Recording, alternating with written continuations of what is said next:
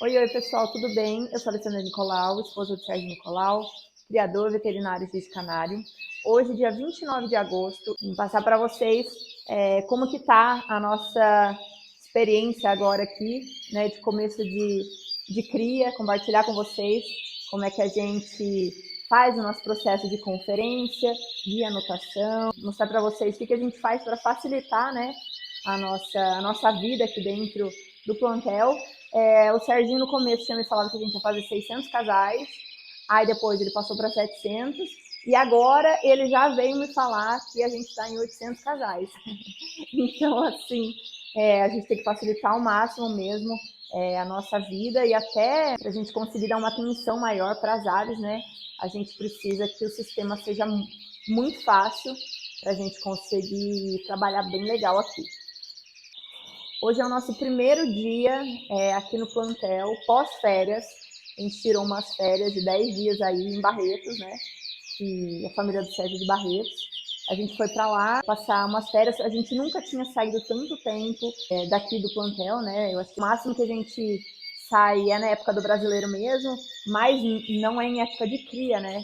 E esse ano a gente decidiu colocar os ninhos e viajar, passar um tempo fora, dar uma descansada mesmo. Desde quando começou os concursos, né, lá em maio, que o Serginho começa a preparação dos canários para levar para o concurso, ver o que é plantel, ver o que é concurso, começa a separar, né, começa também a montar os casais, o que ele vai segurar, o que ele vai acabar passando para frente. Desde maio, a gente está numa rotina assim, insana de trabalho dia e noite, e realmente está precisando de um descanso. E esses 10 dias que a gente tirou, a gente nunca fez isso assim na vida, de tirar 10 dias de férias assim, para curtir, né, com a família. A gente sempre tem uns canários junto, nunca é só a viagem de família, sempre acaba levando alguma coisa, tem uma entrega para fazer ali, tem uns canários para pegar aqui e levar lá, sempre tem alguma coisa. Desde que eu comecei a criar junto com o Serginho, eu tento fazer o máximo para facilitar essa questão, né, da anotação de postura e ficar bem visível e bem organizado, porque eu só consigo trabalhar aqui dentro se estar organizado.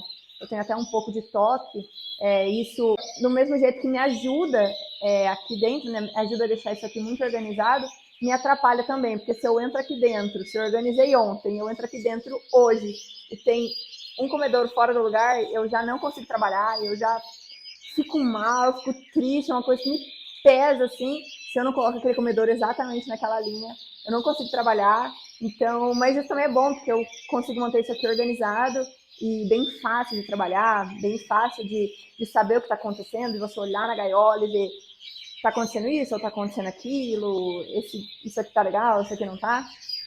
Então, ficou um sistema fácil de trabalhar, né?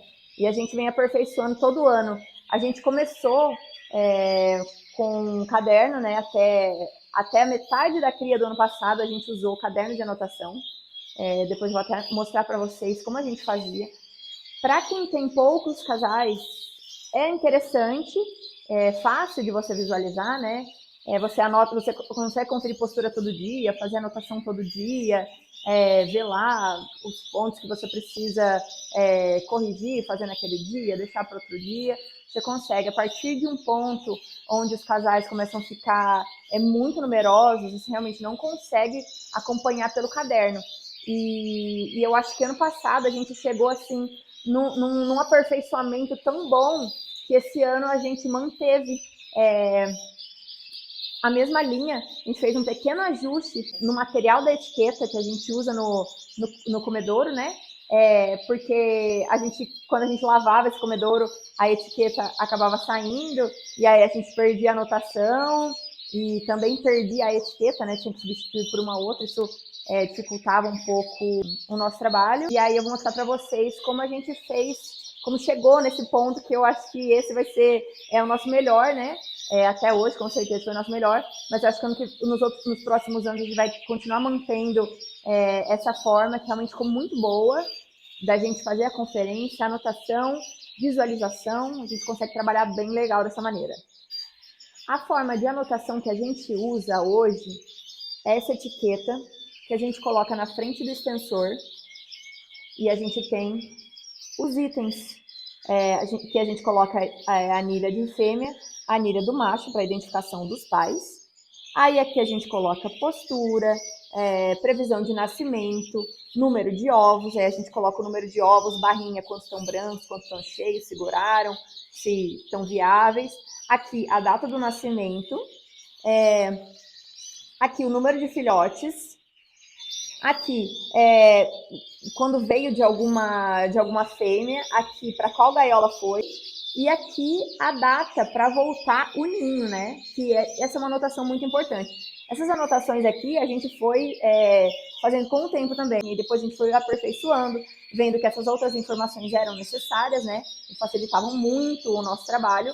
E aí a gente chegou nessa etiqueta aqui, que ano passado ela era feita de papel, né? Eu fiz ela aqui no meu computador mesmo, cortei ela na guilhotina e passei, né, aquela fitona aqui por cima. Ficou muito legal, ficou muito fácil a anotação. A gente faz com a caneta permanente de ponta 1.0.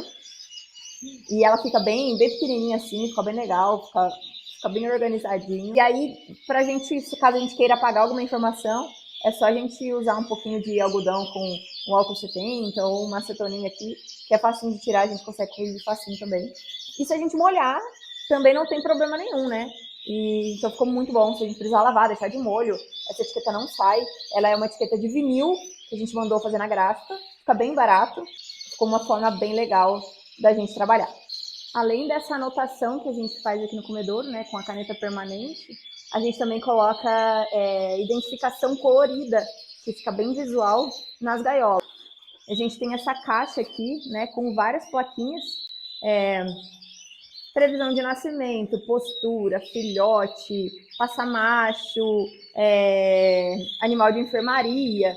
Então, tudo que a gente precisa identificar, a gente tem aqui e a gente coloca nas gaiolas.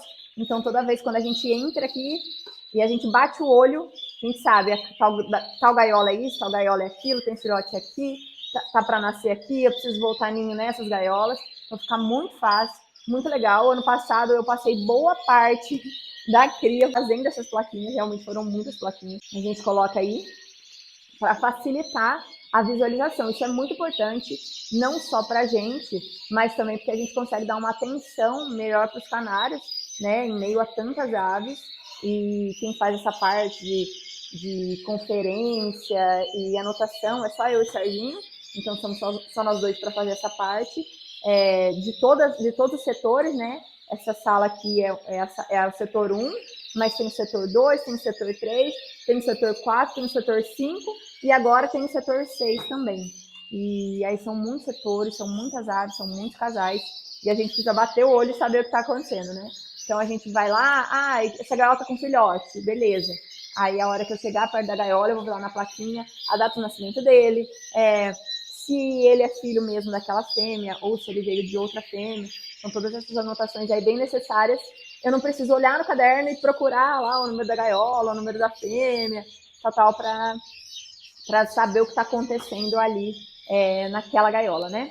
Agora eu vou mostrar para vocês como eu faço a conferência, a anotação e a identificação das gaiolas. A gente usa esse cordão aqui todo dia. O meu cordão é um pouquinho mais simples do que o cordão do Serginho. O cordão do Serginho, além de ter a lanterna de fazer horoscopia, além de ter a caneta de anotação, ainda tem tesourinha, ainda tem tesoura de cortar anel, ainda tem caneta vermelha para alguma identificação especial e algumas outras coisas que ele deixa tudo penduradinho aqui para ter na mão, né? A hora que ele precisa usar, já tem na mão.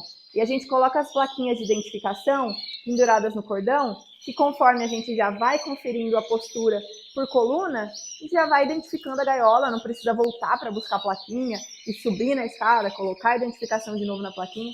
Então fica um jeito bem fácil e bem prático e muito legal que a gente pensou e fez. Ficou realmente ótimo. Eu vou mostrar para vocês como é que eu faço a conferência da postura, a anotação e a identificação com plaquinha. A gente sempre faz a higienização das mãos, né? Lavando com água, com sabão, bem lavadinho. Passa sempre ou álcool gel ou álcool spray nas mãos para não contaminar os ovos, né? Para trazer qualquer contaminação externa para dentro do ninho, né? Eu sempre faço a conferência por coluna, que para mim fica mais fácil para eu me organizar, para eu não me perder. Então eu sempre tiro a fêmea do ninho e olho quantos ovos ela tem. Como eu não faço a conferência todos os dias, normalmente eu faço só 2 vezes na semana, eu preciso ver como é que está o desenvolvimento desses ovos, né? Se eu fizesse essa conferência todos os dias, eu saberia qual fêmea começou a botar aquele dia, e aí eu colocaria a anotação de postura daquele dia, saberia a partir de quando os ovos teriam que estar cheios, se não estivessem cheios, estariam brancos. Então, como eu não faço todos os dias, eu preciso saber, às vezes tem fêmea que está com um ovo só, mas aquele não é o primeiro dia dela de postura, né? Às vezes aquele já é o terceiro, quarto ou até o quinto dia dela, né? E ela botou só um ovo, já está em choco. Às vezes aquele filhote já está ali desenvolvendo e eu preciso saber em que fase de desenvolvimento embrionário ele está. Então eu faço a ovoscopia com essa lanterninha médica aqui.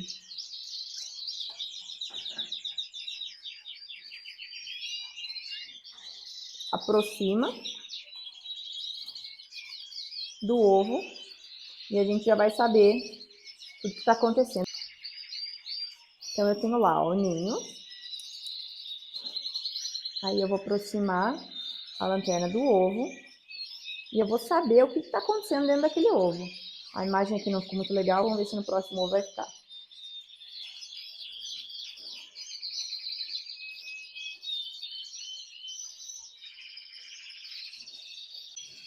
Aqui, nesse ninho, pelo que eu vi, os ovos ainda não estão em uma fase de desenvolvimento avançada, né? Para que eu possa ver se o ovo está cheio ou não está cheio.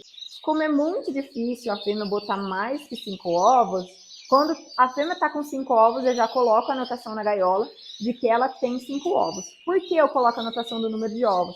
Porque a gente faz muito a passagem de ovos de uma fêmea para outra. A gente tem muitas fêmeas que são fêmeas que botam os ovos, mas que não são boas mães. Tem muitas fêmeas onde o Serginho tira várias posturas delas e elas não tratam de filhotes. Por quê? Porque tem uma outra mãe que trata melhor deles, porque deixar uma fêmea muito boa, a melhor fêmea do plantel, tratando de um monte de canário, se uma outra pode fazer isso enquanto ela continua botando. Mais pra frente, o Serginho vai gravar um vídeo para vocês, explicar como é que funciona, né, esse ciclo hormonal da fêmea, de postura, com quantos dias tem que tirar os ovos, com quantos dias tem que tirar o ninho, com quantos dias volta o ninho, com quantos dias passa o macho. Ele vai explicar para vocês numa terça técnica, né, bem tecnicamente, essa parte para vocês entenderem bem direitinho. Então aí o que eu faço? Eu vou devolver esse ninho na gaiola.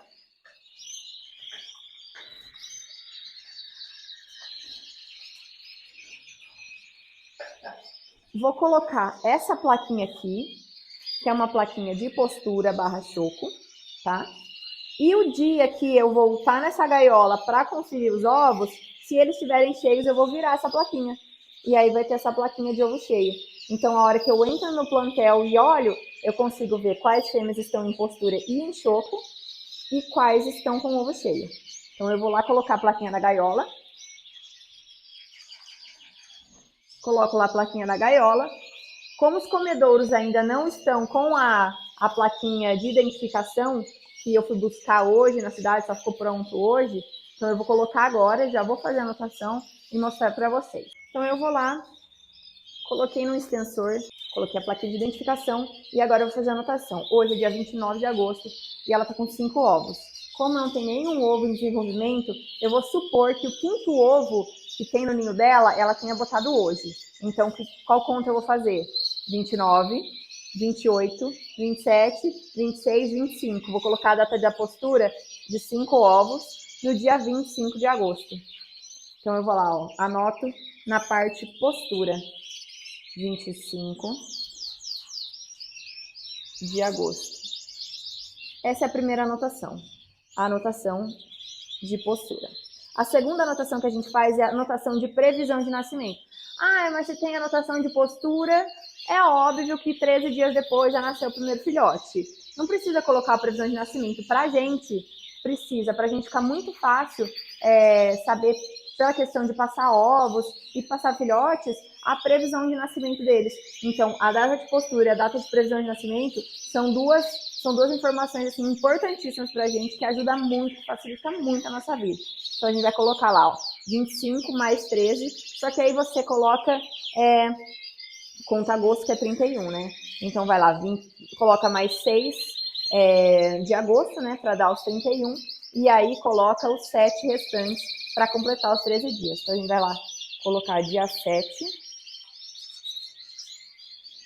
de setembro, tá? Como ela já tá com 5 ovos e dificilmente a fêmea bota mais que 4 ovos, quem dera 5 e 6 existe. Eu já vi fêmea que botou 8 ovos. Foi o máximo que eu já vi nesses 9 anos aí criando com o Serginho. Se ele viu mais, fêmea que botou mais que isso, eu não sei. E aí eu coloco lá o número de ovos, 5 ovos. E barra. Essa barra é para quê? Quando eu vier conferindo postura, no próximo dia que eu for conferir os ovos novamente, eu vou passar por ela, vou ver que ela está com uma plaquinha de identificação de postura, e aí eu vou olhar os ovos dela se estão cheios ou não. Como vai ser daqui 4 ou 5 dias, eu já vou saber se está cheio ou não. Mas eu sempre pergunto pro Serginho, tá cheio? O que você acha? Essa fêmea aqui dá para descartar os ovos? Não dá? Quando a gente usa chocadeira, esse ano a gente vai usar. Ano passado a gente não usou, a gente teve um probleminha aí no meio do caminho, que no outro dia eu conto para vocês. A gente teve um super desastre aí com a chocadeira, mas esse ano a gente já aperfeiçoou, né, o sistema, e se Deus quiser, os erros serão mínimos. E esses ovos, normalmente que a gente acha que tá branco e vai descartar, a gente coloca na chocadeira.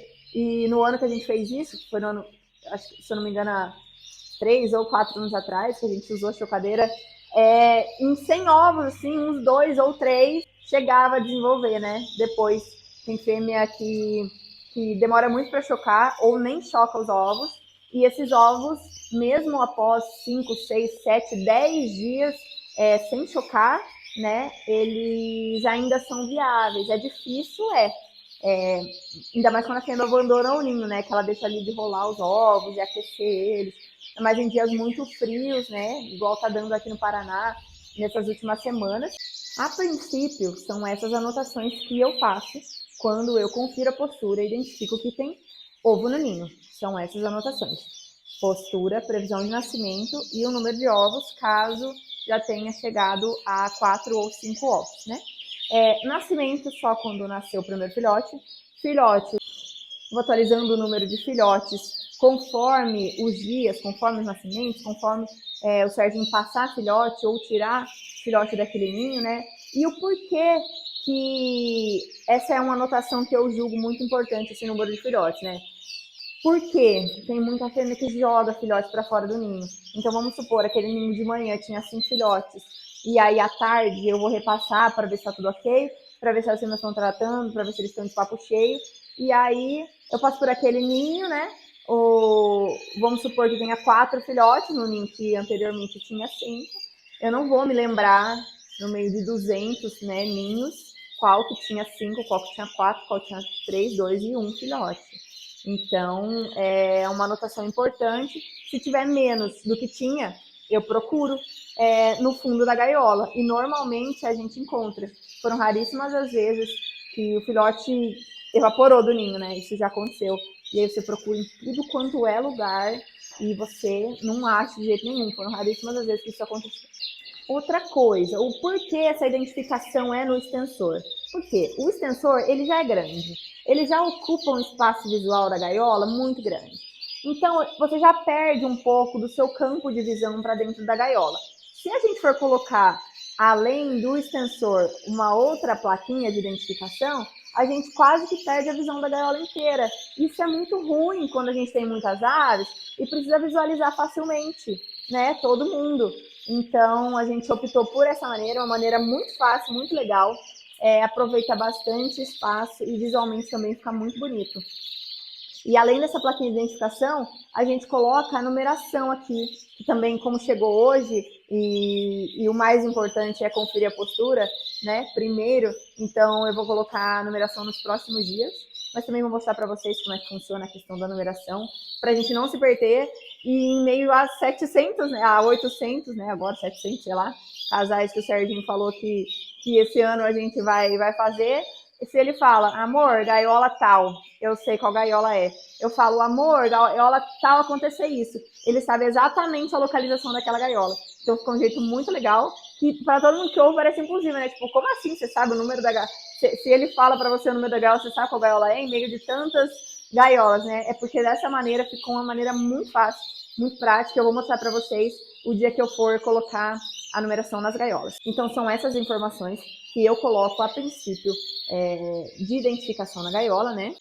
E o porquê é importante eu colocar a numeração no comedouro se eu já tenho as informações, todas as informações que eu preciso aqui, além das plaquinhas coloridas de identificação. Porque eventualmente pode acontecer de trocar um comedouro para outro comedouro.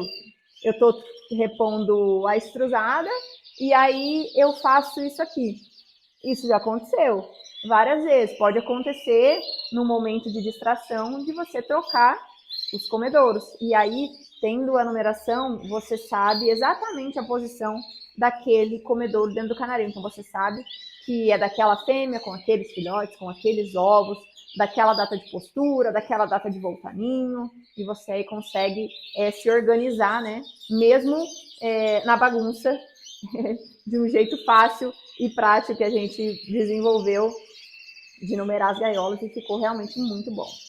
Eu não vou fazer a conferência da postura de todas as gaiolas na frente, né, da câmera aqui, porque senão eu realmente ficaria uma semana inteira para mostrar para vocês, um por um, o que está acontecendo, o que está acontecendo. Como o Serginho já fez uma prévia hoje cedo, enquanto eu estava na cidade, para resolver algumas questões, né, desse tempo que a gente ficou de férias, eu precisei ir para a cidade resolver algumas coisas, e ele hoje cedo já deu uma geral em todas as gaiolas, e já viu o que está acontecendo em quase todo mundo, né? Ele já colocou algumas plaquinhas de identificação, não sei eu que coloquei essas aqui, foi ele que colocou, já facilita também, né? Eu vir com a etiqueta, com o comedouro limpo, com a etiqueta e já fazer a anotação de todo mundo também, não precisa passar um por um, tudo de novo, né? O que ele já fez. E aí já nasceu o filhote em uma gaiola só tá com filhote. Já tem várias outras gaiolas com ovo cheio, pelo que eu visualizei, né? Pelas plaquinhas, mas tem uma gaiola, que é essa aqui, que tá com o filhote, e eu vou mostrar para vocês o filhotinho dela.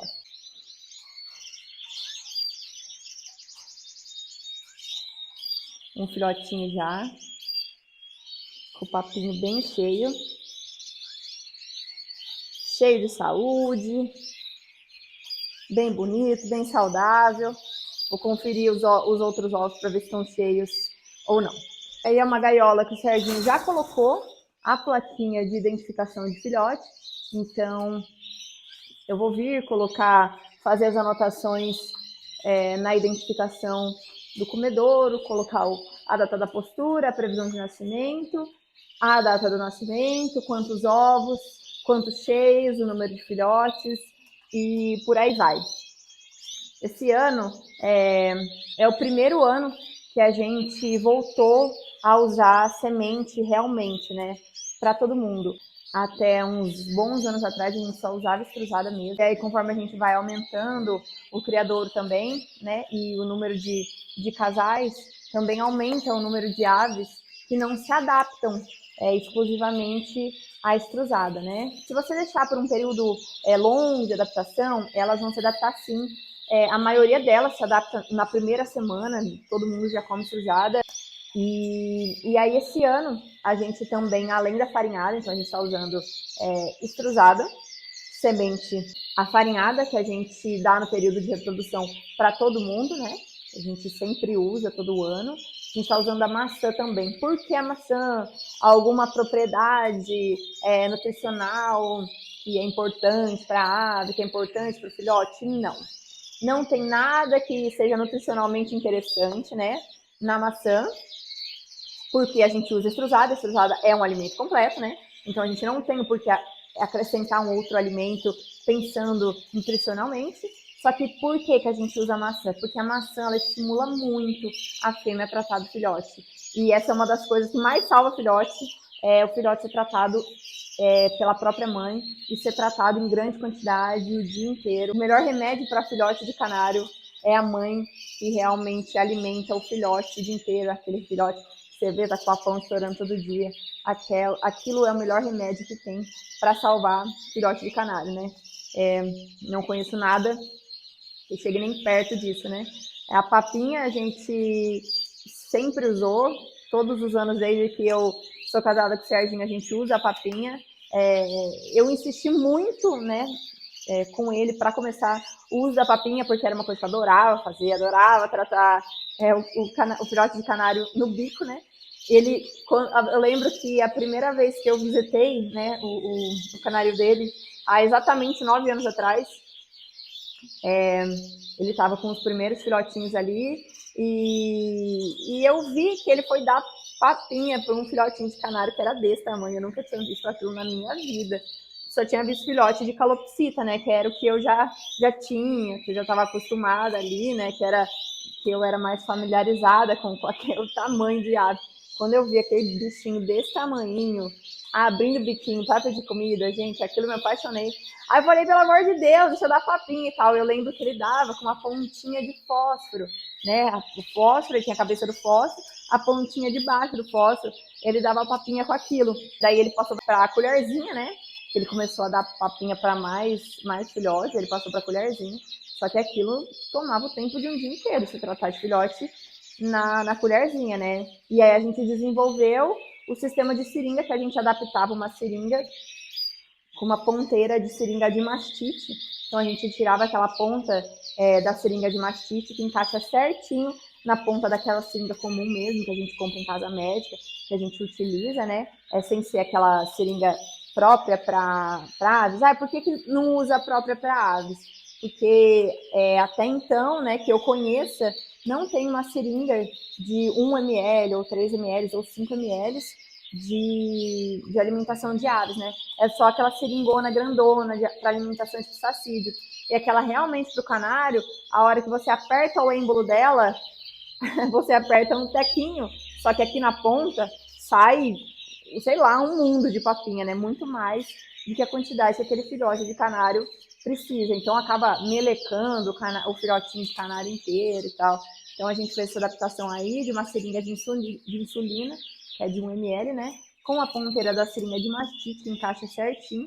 É uma seringa plástica, bem maleável, com a ponta arredondada, que cabe certinho no bico do canário, vai até o papo, sem machucar ave. Ela é bem lisinha assim, então vai tranquilo, e foi ótima. E a gente usou a papinha durante anos e anos e anos. E, inclusive, teve um ano que a gente dava 7 papinhas por dia para mais de 100 filhotes todos os dias. E era insano, né? Você não faz outra coisa a não ser dar papinha. E ano passado a gente fez um grupo controle aqui dos filhotes, que a gente ia dar papinha, e a gente fez a outra parte dos filhotes que a gente não ia dar papinha. E a gente fez aí uma comparação, né? Fez aí uma tabela de comparação de sobrevivência, de número de filhotes nascidos, número de filhotes desmamados, e era exatamente a mesma coisa com o que a gente dava papinha e com os filhotes que a gente não dava papinha. Então, por que a gente vai perder tempo dando papinha se no final, se a fêmea não trata, o filhote não desenvolve mesmo, né? Se eu estou falando de canário, especificamente de canário, eu não cheguei a criar uma outra ave em grande escala, assim, né, que eu desse papinha, né? As outras aves que a gente criou, a gente não deu papinha, elas iam por si só. O canarinho que está mais tinhoso, né? Essa questão da habilidade materna, né? E esse ano, então, a gente resolveu, a gente não vai dar papinha, a não ser que seja, assim, numa situação bem extraordinária, assim, né? Que o filhote realmente precise de uma papinha, de uma medicação, de um suplemento, alguma coisa assim, que a gente que justifique, né, o uso da papinha. E é isso aí, pessoal. Espero que vocês tenham gostado do vídeo de hoje. A gente mostra para vocês só um pouquinho, bem pouquinho, de como a gente faz a conferência, a postura e algumas coisas que a gente utiliza aí para facilitar um pouquinho a nossa vida. Continuem com a gente. Comentem, deem suas sugestões, contem pra gente o que vocês fazem aí. Vamos trocar experiências e tudo que a gente puder compartilhar, né, de um criador para o outro, é sempre muito legal. Um abraço, pessoal, espero que vocês tenham gostado. Tchau, tchau.